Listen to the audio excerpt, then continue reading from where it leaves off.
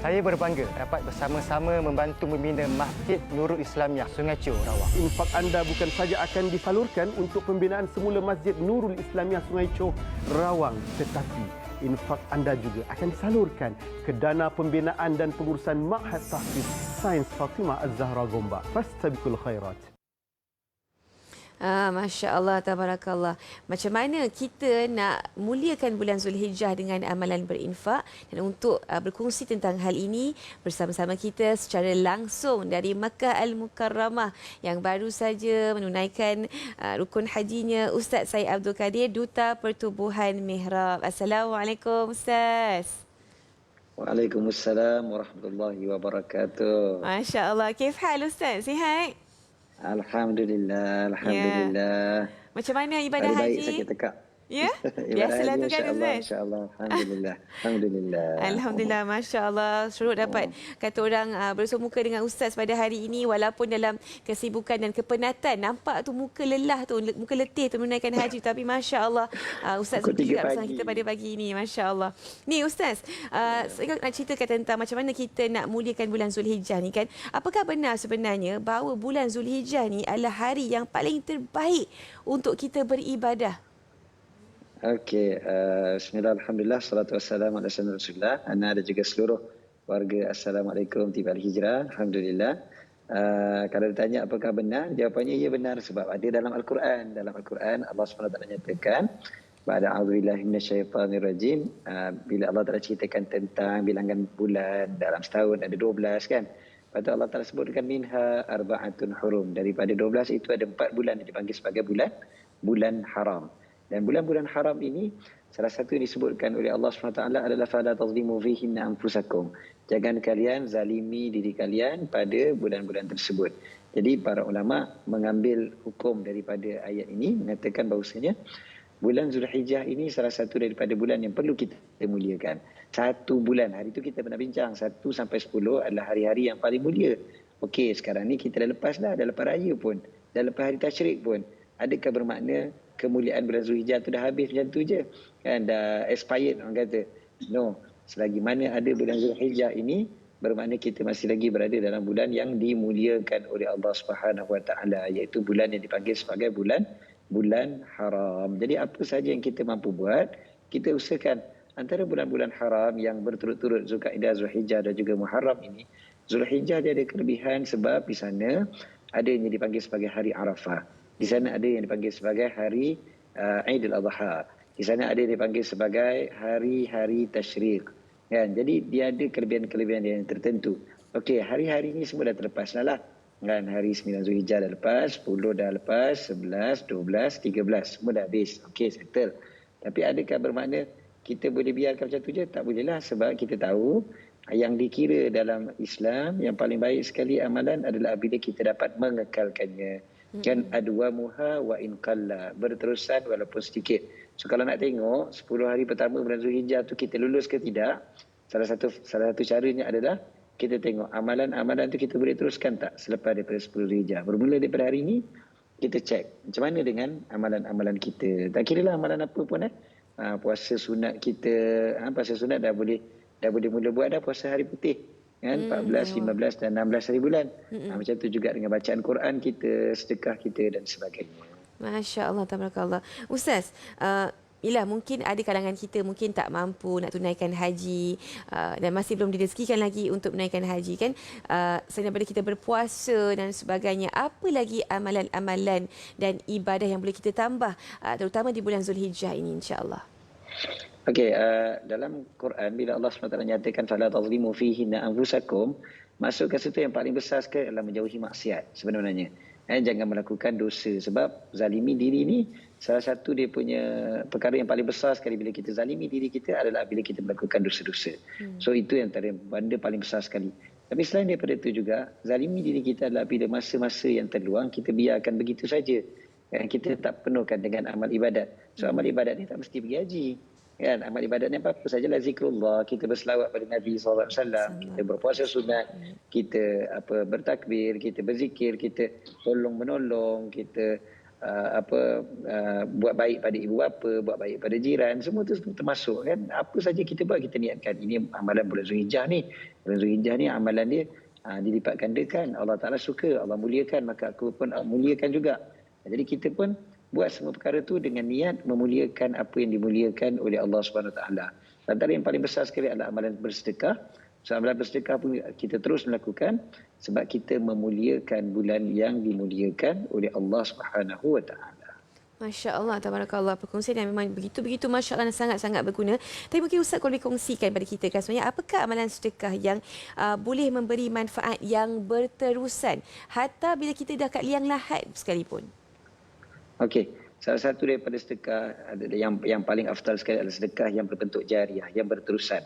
Dan yang berterusan ni pula antara caranya yang selalu diamalkan oleh para ulama zaman berzaman, tutup pondok dan sebagainya adalah untuk orang yang mencari ilmu dan menyampaikan ilmu. Itu dua benda ni paling besar sekali, iaitu orang menyampaikan ilmu, orang yang mencari ilmu.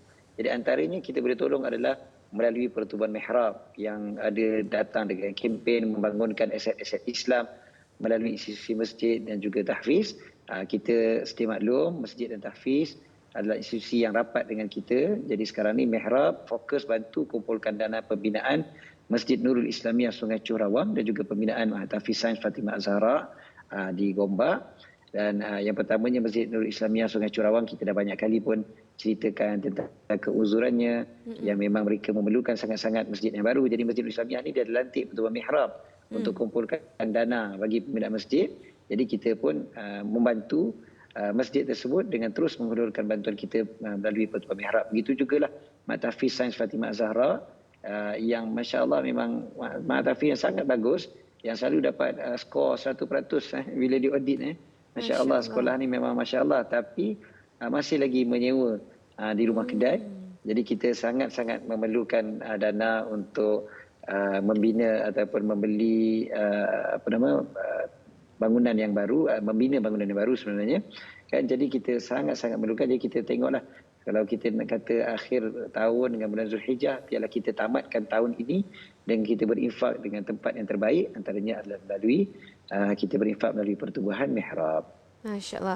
Okey, Ustaz tadi Ustaz kongsikan ada beberapa akaun yang boleh kita sumbangkan sumbangan kita kepada dua badan tersebut kan. Tapi kalau mereka nak sumbang secara direct kepada pertubuhan mihrab tu, bagaimana caranya tu Ustaz? Okey, tadi kita ada siarkan dekat skrin kita kan, kita boleh nampak, kita boleh screenshot terus, ataupun siapa yang ada phone tengok kat TV sekarang boleh cepat-cepat keluarkan phone ambil gambar kan.